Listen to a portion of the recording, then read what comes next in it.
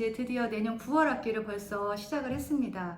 오늘 아침에 출근해서 알곤킨 컬리지 오타와에 있는 그 공립 컬리지거든요. 캐나다 수도가 오타와예요. 벌써 내년 9월 학기를 원서를 오픈했다는 거예요. 오늘 새벽 3시에. 너무 깜짝 놀랐어요. 원래는 한 10월이나 11월에 오픈을 하는 학교인데 예고도 없이 오픈을 한 거예요. 조기 마감하는 거예요. 이 학교는 선착순으로 원서를 받거든요.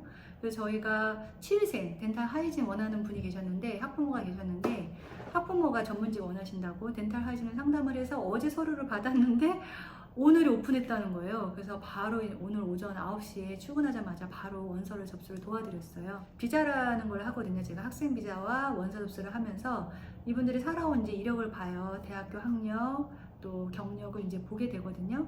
점점 더 전문직으로 가려는 분들이 많아지는 것 같아요. 좀 전에 말씀드린 덴탈 하이진도 한국에서 이미 4년제 대학 나오고 직장생활하고 아이 엄마인데 덴탈 하이진을 원한다고 원서를 쓰신 거니까 전공에 아예 관련이 없죠. 그런데 이왕 가서 공부하는 거 좀 오래 쓸 수 있는, 오래 캐나다에서 전문직으로 할 수 있는 걸 원하신다고 해서 예전부터 취미생활가 좋겠다 생각을 하셨다는 거예요. 그래서 제가 원서를 얻드렸죠. 그리고 오늘 오후에는 또 많은 분들이 의료 쪽 문의가 또 있었는데 그 중에서 이제 메디컬 레버터리 어시스턴트 또는 메디컬 레버터리 테크니션, 우리나라 말로는 임상병리사라고 보면 되실 것 같아요. 임상병리, 캐나다는 이제 의료계통이 다 이렇게 분업이 되어 있고 의료가 세분화되어 있다 보니까 우리나라처럼 임상병리사 하나로 직업을 부르는 것이 아니라 임상병리, 어시스턴트와 테크니션, 또 테크놀로지로 나누고 있어요. 그래서 임상병리 1단계에 해당하는 어시스턴트나 이제 테크니션을 가지고 저희가 내년 9월달 벌써 많은 학교들이 원서를 오픈을 해서 지금 원서를 받고 있거든요. 수의사와 함께하는 그 동물 간호사라고 보시면 될 것 같아요. 벳 테크니션이라고 하면 2년제에서부터 3년제 과정인데요. 캐나다에서 워낙에 이제 캐나다도 큰 동물들 이제 많이 키우기 때문에 동물 건강에 대한, 동물 치료에 대한 수요는 굉장히 많죠. 우리나라도 수의사학과, 수의학과 굉장히 인기 있는 것처럼 테크니션 학과 가시면 좋을 것 같습니다. 제가 상담하는 학생 중에 캐나다 노바스코샤주에서 고등학교를 다니고 있는 학생인데 이 학생 이력을 보니까 한국에서 동물 관련된 이제 하이스쿨도 나오고 자격증도 이미 따놨더라고요. 그래서 캐나다에서 고등학교를 졸업을 하지만 자기는 직업을 너무 갖고 싶어서 캐나다 컬리지 테크니션 학과 가고 싶다 해서 제가 컨설팅 해주고 있거든요. 근데 저는 사실 컨설팅 비용을 받지 않아요. 제가 아는 정보고 제가 물론 이제 공부 많이 하고 많이 리서치를 해서 알게 된 정보지만 서로 나눌 수 있는 정도의 정보라고 생각을 하고 저를 통해서 또 가시면 저희는 학교하고 협약이 되어 있기 때문에 학교에서 수수료가 나오거든요. 그래서 그 수수료를 바탕으로 제가 여러분들 무료 상담해드리고 또 수속해드리고 정보를 드리고 있어요. 많은 분들이 캐나다로 인생을 바꾸기 위해서 뭔가 새로운 경험을 위해서 가시잖아요.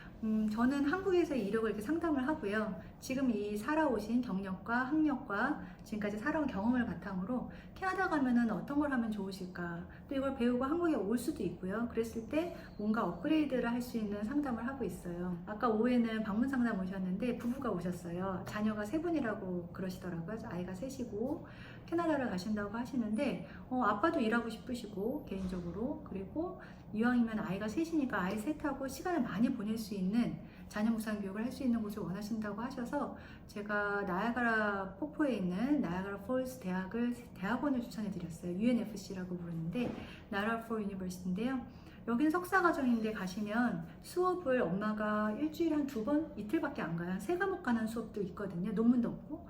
그래서 사실 컬리지를 가면 매일 수업을 해야 되잖아요. 매일 수업을 해야 되니까 아이들하고 이렇게 보낼 시간이 없는 거예요. 그래서 제가 일주일에 2번 수업을 하고 대신에 영어는 미리 준비가 되어 있으셔야 된다라고 안내를 해서 그분이 이제 마케팅이나 그 마스터 과정으로 가시고 아빠는 또 취업비자 나오니까 일도 하실 수 있고 이렇게 한 5년 스테이 정도를 한번 가셨다가 또 캐나다가 또 잘 맞으시고 아이들도 잘 적응하면 현지에서도 영주권 받을 수 있는 루트를 또 알려드린다고 했거든요. 결국 가시는 분들은 유학과 이민을 같이 병행해서 우리가 가려고 하시는데 이민에 대한 정보를 잘 모르시는 분들이 그동안 많았었단 말이에요. 그래서 제가 유학과 이민을 같이 결합을 해서 영주권에 대한 정보도 드리고 있습니다. 좀 더 캐나다 컬리지로 가서 현재 상황에서 뭔가 업그레이드된 학력을 통해서 최소 8개월에서 1년 반 빠르게 하면 또는 2년 과정을 통해서 캐나다에서 취업비자를 받고 거기서 정착을 하려는 문의가 점점 더 많아지는 것 같아요.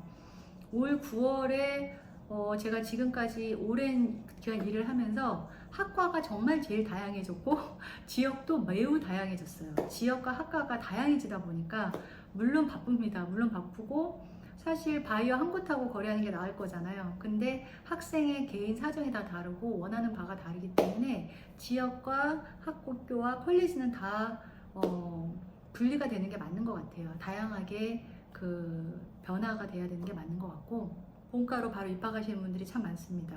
어학을 가능한 짧게 하세요. 요즘에는 물론 길게 전략적으로 1년에서 2년 하시는 분도 계시지만 가능한 어학을 좀 짧게 한 1년 정도 하시고 그보다 또 적게 하시고 본과를 가시는 수업을 안내를 해드리니까요. 자녀 무상 교육을 단순히 원하시는 분은 이제 본과 같은 경우 컬리지 가셔도 일주일에 3번 가는 컬리지도 있거든요. 본과 그 상담을 안내를 해드리고 있고 현지에서 공부를 하다 보면 마음이 계속 바뀝니다. 학교에 대한 학교를 다니면서 전공도 바뀔 수 있고 그래서 현지에서 공부하면서 누구나 마음이 변화될 수 있는 것 같아요. 학생 중에 모학 컬리지를 갔는데요. 처음에 이제 보건학과 프리헬스 사이언스를 본인이 하고 싶다 그랬거든요. 하고 나서 그 다음에 파머스 테크니션을 가고 싶었는데 파머스 테크니션은 약사 테크니션은 IELTS가 7.0이 있어야 돼요. 너무 높거든요. 다시 IELTS 7.0 준비해서 파머시 테크니션으로 간다고 하더라고요. 우리나라 약사 업무를 하는 일이라고 보시면 될 것 같고요. 파머시 테크니션도 많이 가십니다. 예전에는 조건부 입학이 돼서 갔었는데 파머시 테크니션은 주정부에서 IELTS 7.0이 안 되면 안 받는다 이렇게 공표를 했기 때문에 어떻게 보면 영어가 안 돼서 약을 제조하거나 약을 권하거나 할 때 건강에 문제가 생기면 안 되잖아요. 그래서 어떻게 보면은 사실 맞는 건데 점수가 사실 너무 높아서 IELTS 6.5도 어려운데 7.0은 또 다른 이야기잖아요. 그래서 파머시 테크니션은 조금 주춤한 것 같아요. 지금 내년 9월 학기 많은 학교들이 지금 원서를 받고 있고요. 제가 말씀드렸지만 지금부터 원서를 넣으면은 누구나 갈 수 있는데 뒤로 가면 갈수록 이 선착순 제도가 아니라 선발제로 가는 학교들이 학교 입시를 하기 때문에 빨리 마감됩니다. 빨리 마감되고 우리보다 성적이 더 높은 베트남이나 인도, 남미 이런 애들 이미 간호학과를 가는데 간호사로 이미 일을 하시는 분들도 많고 이렇게 의사분들도 사실 한국에서 의사직을 잠깐 쉬시면서 전문직을 가시는 분들도 많고 다양한 직업과 다양한 학과를 제가 정말 많이 공부하거든요. 많은 시간을 투자해서 공부하기 때문에 본인의 성향을 보면서 들어보면 이런 공부를 하셨으면은 제가 봤을 땐 이 학과 가면 굉장히 좋으실 것 같아요. 어디서 들어보지 않은 어디서도 사실 접하지 못한 그런 학과와 직업을 설명해 주셔서 원장님 너무 감사해요 이러는 거예요. 그래서 너무 저도 반갑고 기쁘죠. 올해부터 졸업하시는 분들은 제 소망은 2년 뒤에 졸업하시는 분들은 가서 만나 뵙고 같이 이렇게 졸업하고 취업한 경험담도 같이 나누고 할 계획이거든요. 그래서 저희 오픈 채팅방이 있습니다. 이번 주 토요일은 저희가 현지에 있는 컬리지 학교 다니는 2030 싱글 학생들만 따로 렌으로 같이 이제 티타임 줌으로 같이 얘기 나눌 거거든요. 정기적으로 이분들하고 소통하면서 우리가 졸업하고 성공한 사람들을 많이 들었습니다. 성공한 사람들은 학교 다니면서 어떻게 일을 구했는지, 어떻게 취직을 했고 졸업을 해서 우리가 영주권으로 연결이 되었는지 이런 부분들을 제가 설명을 하고 또 경험담도 공유하고 있어요. 되게 보람되는 것 같아요. 정말 과들이 너무너무 다양합니다. 어떤 분은 양주학과 간다고 상담하시는 분도 있어요. 양주학과 너무 좋죠. KPU라고 해서 밴쿠버의 칸틀랜 대학인데 이렇게 어학과 양주학과를 통해서 밴쿠버에 무상교육을 한다면 얼마나 좋겠어요. 아이 혼자만 보내도 학비가 1년에 2천만 원인데 아빠가 공부를 하면 밴쿠버에서 공부하시면 어학연수부터 KPU나 다니면서 자녀 무상교육 혜택을 받으실 수 있거든요. 그래서 많은 분들이 아이만 혼자 1년, 이렇게 2년 이렇게 아이 혼자 보내는 것보다는 요즘에는 잠깐 열심히 일했던 엄마 아빠가 원장님 나 1, 2년에 한번 쉬러 가는 거야 이렇게 생각해서 가시는 분들이 정말 많아졌어요. 그리고 오늘 자녀가 3분 오신 분하고도 사실 상담하면서 참 느꼈지만 아이들이 가서 대학을 갈 때 가기에 가장 좋은 나이는 저는 중1이나 중2라고 생각을 하거든요. 중1, 중2 때 가시면 캐나다 가서 4년을 중고등학교를 다니기 때문에 영어 점수를 면제를 받아서 토플이나 아이엘 점수 없이 캐나다 대학을 안정적으로 갈 수가 있어요. 중3이 넘어서 가게 되면 현지에서 아이엘 점수를 준비를 해야 되거든요. 아이엘츠 준비하는 게 어렵잖아요. 내신으로만 캐나다 대학을 가니까요. 그리고 한국에서 고등학교를 졸업을 한 경우에도 충분히 좋은 대학을 갈 수 있는 방법이 많습니다. 그거 제가 다음 유튜브에서 알려드릴게요.